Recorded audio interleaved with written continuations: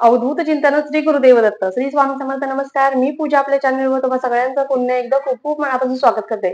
तुमच्या सगळ्यांच्या स्वामी महाराज लवकरात लवकर पूर्ण करत ही स्वामींच्या प्रार्थना करते व आजच्या या आपल्या व्हिडिओला सुरुवात करते. बघा, नवीन वर्षाची सुरुवात होत आहे. नवीन वर्ष प्रत्येकाला आनंदाचं, सुखाचं, सुख समृद्धीचं, आनंदाचं, ऐश्वर्याचं व भरभराटीचं जावं अशी प्रत्येकाची इच्छा असते. व मी देखील महाराजांना प्रार्थना करते की माझ्या प्रत्येक ताई दादाला हे नवीन वर्ष येणारं सुखाचं व समृद्धीचं व भरभराटीचं जावं. पण बघा, आपल्याला सगळ्यात अगोदर सुरुवात करावी लागते ते घरातल्या दिनदर्शिका म्हणजेच कॅलेंडर पासून. आपल्या घरामध्ये कोणतं कॅलेंडर आहे याला देखील अतिशय महत्व आहे. या कॅलेंडर पासूनच आपल्याला सगळी काही सुरुवात करायची असते. म्हणजे बघा, जी काही नकारात्मकता येते आपल्या घरामध्ये, निगेटिव्ह वाईब्स घरामध्ये येतात, कुठेतरी याला आपलं कॅलेंडर देखील जबाबदार असतं. आता ते कसं काय? बघा, आपण कोणीही दिलेलं किंवा कोणत्याही प्रकारचं कॅलेंडर फक्त तारीख व वार बघण्यासाठी घरामध्ये घेऊन येत असतो. मग त्याच्यावरती कधी कधी हिंसक प्राण्याचे किंवा कोणी तर कोणाला मारतंय, कोणता तर प्राणी आहे खूप रागीट आहे, कोणतं तरी युद्ध सुरू आहे, अशा प्रकारचं त्या कॅलेंडरवरती चित्र असतात.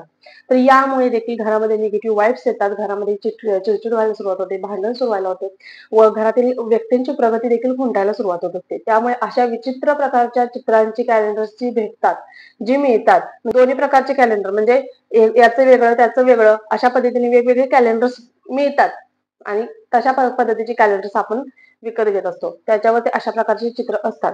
पण आपण कोणतं कॅलेंडर घ्यायला हवं? बघा, महालक्ष्मी आहे, कालनिर्णय आहे किंवा आपल्या स्वामी समर्थ महाराजांच्या दिंडोरी प्रणित केंद्रामध्ये देखील 38 रुपयाला, 38 ते 39 रुपयाला काही तर कॅलेंडर मिळतं ते स्वामी समर्थ महाराजांच्या केंद्रातलं, आणि ते अतिशय उपयोगी देखील आहे. त्याच्यामध्ये शेतकऱ्यांना, जो आपला बळीराजा आहे, शेतकरी आहे, त्यांनी कोणत्या महिन्यात कोणतं पीक पिकवायला हवं, पिकांची निगा कशी राखली पाहिजे, पिकांची काळजी कशी घेतली पाहिजे, या संबंधीची देखील माहिती त्याच्यामध्ये असते. त्यामुळे जे केंद्रामध्ये कॅलेंडर आहे ते देखील अतिशय उपयोगी आहे. त्याच्यामध्ये सगळी माहिती असते व ते देखील अतिशय उपयोगी आहे. जर तुमच्या जवळपास केंद्र असेल तर तुम्ही आवर्जून ते कॅलेंडर घ्यायचं आहे. आता नंतर महालक्ष्मीचं कॅलेंडर. महालक्ष्मीचं कॅलेंडर त्याच्यावरती दुसरे कोणतेच फोटो नसतात. महालक्ष्मीचा, साक्षात महालक्ष्मीचा फोटो असतो त्याच्यावरती आणि अतिशय शुभ आपल्या घरासाठी आहे. त्यामुळे महालक्ष्मीच्या कॅलेंडरमध्ये बघा, महालक्ष्मी कॅलेंडरमध्ये सगळं काही दिलेलं असतं. तुमच्या कोणता शुभ मुहूर्त असो, शुभ दिवस असो, ताज्य दिवस असो, अशुभ दिवस असो, सगळं सगळं इन डिटेल मध्ये दिलेलं असतं. त्याच पद्धतीने कालनिर्णय कॅलेंडर एक आहे. अशा पद्धतीची जी कॅलेंडर्स आहेत ते तुम्ही घरामध्ये घ्यायचे आहेत. आता घरामध्ये घेतल्यानंतर देखील बघा, असा प्रश्न पडतो की तो कोणत्या भिंतीला लावायचा.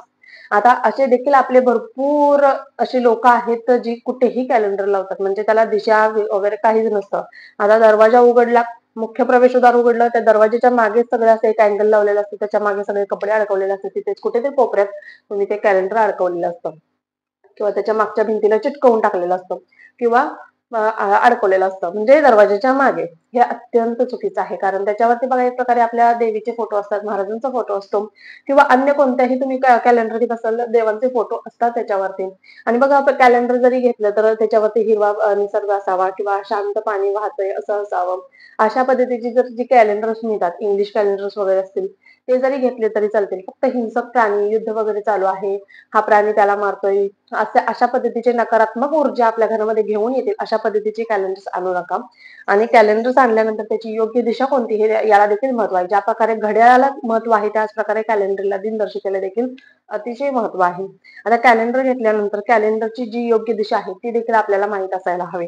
आता ज्या पद्धतीने मी तुम्हाला सांगितलं, दरवाजाच्या मागे लावतात, कोणी बेडरूम मध्ये लावतं, बेडरूमच्या दरवाजाच्या मागे लावतं, कोणी कुठे चिटकवून देतं किंवा कुठेतरी टाकून देतं. जेव्हा वेळ पडेल तेव्हाच ते कॅलेंडर घ्यायचं, उचलायचं, बघायचं आज काय आहे. असं अजिबात करू नका. ही चूक आपल्याला नडत असते व या चुका केल्यामुळे आपल्या जीवनात, आपल्या आयुष्यामध्ये प्रगतीचे मार्ग खुंटत असतात. आपल्या आयुष्यामध्ये अडचणी व संकटांना आपल्याला सामोरं जावं लागतं. त्यामुळे या छोट्या छोट्या चुका आहेत त्या आपल्याला टाळायच्या आहेत. आता तुम्हाला कॅलेंडर कोणतं घ्यायचं हे समजलं असेल, पण ते कोणत्या दिशेला लावावं, त्याची योग्य दिशा कोणती? तर बघा, तुम्हाला दक्षिण दिशेला चुकूनही कॅलेंडर लावायचं नाहीये. कारण एक प्रकारे आपण बघा, जी पित्रांसाठी आपण सेवा करतो ते दक्षिण दिशेला तोंड करून करत असतो किंवा यमदीपदान करतो त्यावेळेस पण दक्षिण दिशेला तो दिवा लावत असतो. म्हणजे एक प्रकारे यमाच्या ती जागा आहे आणि त्या ठिकाणी यमाला आपण बोलावणं देतो. अशा पद्धतीने त्या दक्षिण भिंतीला आपण ते कॅलेंडर लावून देतो. त्यामुळे दक्षिण भिंतीला चुकूनही लावायचं नाहीये आणि उत्तर भिंतीला देखील शक्यतो लावूच नका. लावलं तर काही अडचणी अभावी बघा, वेळ म्हणजे घर छोटं असेल, काही अडचणी असतील तर दक्षिण सोडून उत्तर दिशेला लावलं तर ओके आहे. पण सगळ्यात उत्तम दिशा म्हणजे पूर्व व पश्चिम दिशा. पूर्वेला तुम्ही कॅलेंडर लावलं तर तुम्ही ज्यावेळेस कॅलेंडर मध्ये बघाल त्यावेळेस तुमचा चेहरा पूर्वेला होणार आहे. पश्चिम दिशेला लावलं तर तुमचं कॅलेंडर ज्यावेळेस तुम्ही पश्चिम भिंतीला लावणार आहे तुम्ही त्यावेळेस तुमचं पश्चिम भिंतीला होणार. आता इथे कॅलेंडर लावणार तुम्ही इकडे करून बघणार तर माझा चेहरा इकडे होणार. अशा पद्धतीने तुम्ही पूर्व पश्चिम दिशेला तुम्हाला कॅलेंडर लावायचं आहे. इतकं लक्षात ठेवायचं आहे. आता दिशा तुम्हाला कळली. दक्षिण दिशा सोडून तुम्ही कोणत्याही दिशेला लावा. सगळ्यात उत्तम दिशा पूर्व व पश्चिम दिशा आहे. आणि उत्तर आहे पण तुम्हाला अडचण असेल तर उत्तरेला लावा. नसेल तर फक्त पूर्व आणि पश्चिम दिशेला तुम्हाला कॅलेंडर लावायचं आहे. दक्षिण दिशा लावायची नाही. कारण सगळी नकारात्मकता आहे. घरातील व्यक्तींची प्रगती खुंटत आहे. घरामध्ये नकारात्मकता, चिडचिड होत आहे, भांडणं, क्लेश होत आहे. हे सगळं त्या दिशेला लावल्यामुळे किंवा आपली दिशा चुकल्यामुळे आपल्याला भोगावं लागत असतं. या चुका आपल्याला नडत असतात. आता जे जुनं कॅलेंडर आहे गेल्या वर्षीचं त्या कॅलेंडरचं काय करायचं? हा देखील सगळ्यात मोठा प्रश्न आहे. कारण बघा आता एक प्रकारे तुम्हाला मी सांगेन, महालक्ष्मी कॅलेंडर आहे. आता त्याच्यावरती देवांचा फोटो आहे. आपण टाकूही शकत नाही, रद्दीतही देऊ शकत नाही किंवा महाराजांचं केंद्रातलं असेल तरी महाराजांचा साक्षात त्याच्यावरती फोटो आहे. ते देखील आपण टाकू शकत नाही व रद्दीत देखील देऊ शकत नाही. मग असं म्हटलं जातं की घरामध्ये जुनं कॅलेंडर आहे ते तुम्ही काढून साईडला कुठेतरी ठेवून द्या. कारण जुन्या कॅलेंडरच्या नवीन कॅलेंडरच्या मागे देखील जुनं कॅलेंडर अडकवू नका. यामुळे देखील नकारात्मकता आपल्या घरामध्ये प्रवेश करत असते. त्यामुळे जुनं कॅलेंडर तुम्हाला काढायचंच आहे. आपल्या घरामध्ये निगेटिव्ह वाईब्स आपल्याला येणार नाहीत याची काळजी घ्यायची आहे. जितकं जास्त होईल तितके पॉझिटिव्ह वाईब्स आपल्याला आपल्या घरामध्ये घ्यायचे आहेत. त्यामुळे जुनं कॅलेंडर आहे ते काढायचं आहे आणि नवीन कॅलेंडर लावायचं. नाही तर काय काय करतात, नवीन कॅलेंडर वर घेतात त्याच्या मागे जुनं लावतात. आता त्याचे देखील आपल्याला उपयोग होत असतात. जुने कॅलेंडर आहे आता मुलांसाठी शाळेमध्ये वगैरे नंबर्स वगैरे येतील त्यावेळेस आपण ते वापरू शकतो.